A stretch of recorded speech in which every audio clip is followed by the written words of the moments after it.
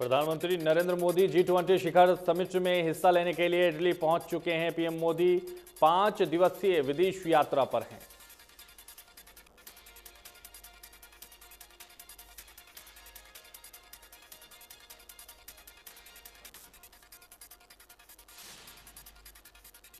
प्रधानमंत्री मोदी के अपने इस दौरे में प्रधानमंत्री G20 और COP26 सम्मेलन में भी हिस्सा लेंगे।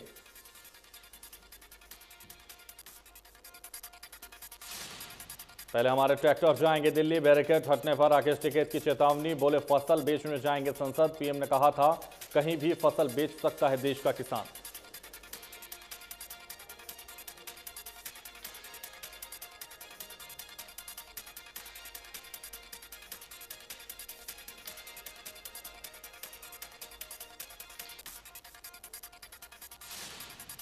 इलाहाबाद में कल वोटिंग को लेकर तैयारी मुकम्मल। बरनाला में पोलिंग पार्टियों को दी गई ट्रेनिंग और हिदायत, मतदान के लिए तैयारियां पूरी कर ली गई।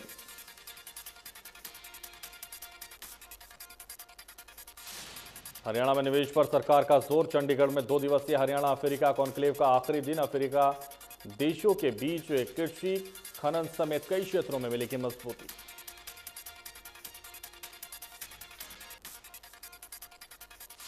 भारतीय रिजर्व बैंक के गवर्नर शक्तिकांत दास का कार्यकाल 3 साल के लिए बढ़ाया गया। 10 दिसंबर 2021 को उनका कार्यकाल समाप्त हो रहा था, लेकिन कैबिनेट नियुक्ति समिति ने शक्तिकांत दास को अगले 3 साल की अवधि के लिए फिर से आरबीआई के गवर्नर बने रहने पर मोहर लगा दी।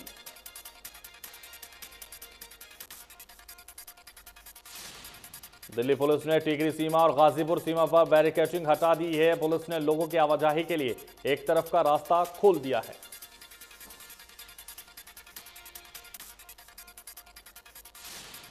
चंडीगढ़ में हरियाणा के राज्यपाल बंजारू दत्तात्रेय से स्वामी अभिषेक ब्रह्मचारी और युवा चेतना के राष्ट्रीय संयोजक रोहित सिंह ने शिष्टाचार भेंट की है।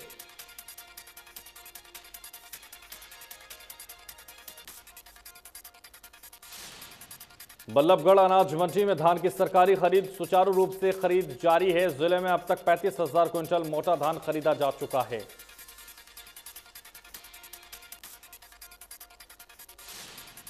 प्रदेश भर में डीएपी खाद की किल्लत के चलते किसानों को भारी परेशानी का सामना करना पड़ रहा है। वहीं पृथला में मौसम के बाद किसान अब डीएपी खाद की मार झेल रहे हैं।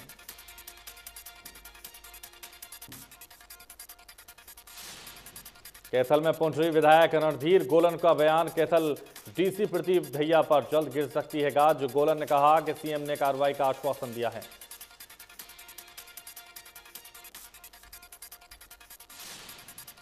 देश के टॉप 10 पॉल्यूटेटेड सिटी में शुमार औद्योगिक नगरी फरीदाबाद में शहर के बीचों बीच कई कंपनियों की तरफ से पर्यावरण को दूषित किया जा रहा है, लेकिन पॉल्यूशन विभाग के अधिकारियों को इस बात की भनक तक नहीं लग रही।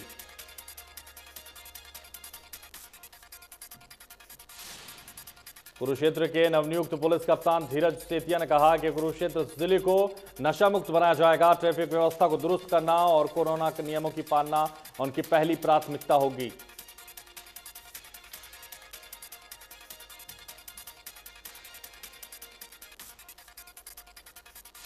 कुछ दिन पहले ही बिजली विभाग ने रक्षक प्लाजा के बिजली कनेक्शन काटे थे और इंडिया न्यूज हरियाणा ने प्रमुखता से यह खबर दिखाई थी, जिसके बाद डीटीपी विभाग ने रक्षक प्लाजा पर कार्रवाई की।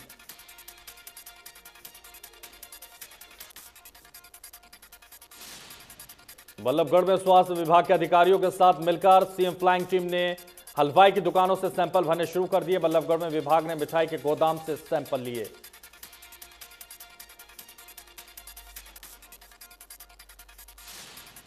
यमुना के प्राकृतिक जलधारा को फिर से खनन माफियाओं ने मोड़ दिया। यमुना के बीचों बीच खनन माफियाओं के लोग रास्ता बनाकर खनन कर रहे हैं, जिसमें सिंचाई विभाग ने खनन ठेकेदारों और कंपनियों के खिलाफ मुकदमे दर्ज करवाए।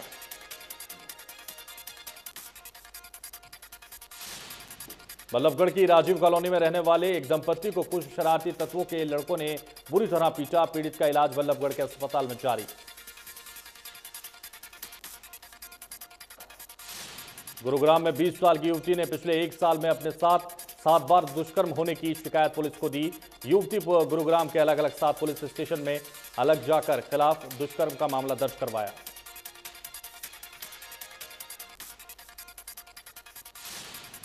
देर रात चोरों ने बल्लभगढ़ की चावला कॉलोनी में 4 दुकानों को अपना शिकार बनाया।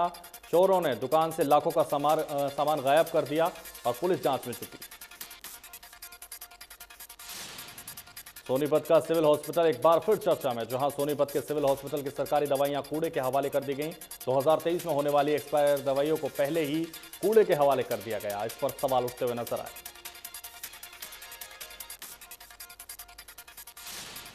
देश में कोरोना का कहर, एक दिन में 14,287 नए केस आए सामने। 803 मरीजों ने तोड़ा दम। एक्टिव केस 1,55,000 के पार।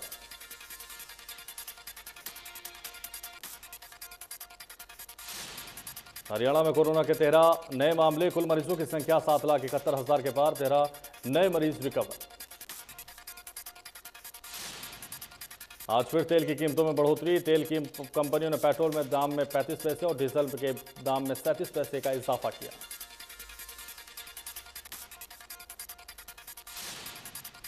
दिल्ली में 1 लीटर पेट्रोल की कीमत बढ़कर 108 रुपये 64 पैसे, तो वहीं डीजल का रेट 97 रुपये 37 पैसे पहुंच चुका। दिल्ली में पुलिस और बदमाशों में मुठभेड़ हुई। दोनों पक्षों में गोलियां चली और घटना में एक बदमाश को ढेर किया गया, जबकि 2 पुलिसकर्मी भी घायल हुए।